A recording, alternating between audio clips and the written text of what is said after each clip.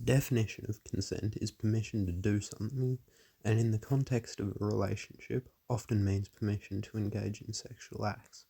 Recognizing when consent is given is very, very important, as non-consensual sexual acts are illegal and are of huge detriment to the victim of the crime. This video will explain what explicit consent is and the results of using consent versus the results of not using it. Consent in a relationship could mean multiple non-sexual things. For example, something as simple as asking permission before posting a picture of the other on social media.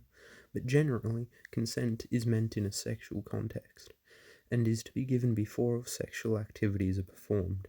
Explicit consent is a clear agreement between both partners that is required before any sexual act, which may sound like a simple context, however there is a bit of nuance.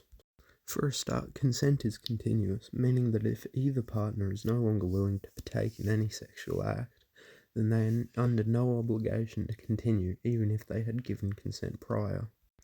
Secondly, it has to be a clear agreement. A maybe is not a clear agreement, a yes is, and the contents of the agreement should be made clear prior to make sure boundaries of either partner are respected, which ensures that things like contraceptives being removed without the other partner's knowledge does not occur. Thirdly, there are certain people who cannot give consent: intoxicated people, unconscious people, and underage people. Intoxicated people cannot give consent as whatever substance they have taken has affected their thought process and motor functions, hence rendering them more susceptible and vulnerable to sexual advances that would otherwise be unwanted. If all parties are intoxicated, consent can still not be given, meaning both parties are legally liable. Unconscious people are physically not able to give consent, meaning that any sexual acts with them are non-consensual and therefore illegal.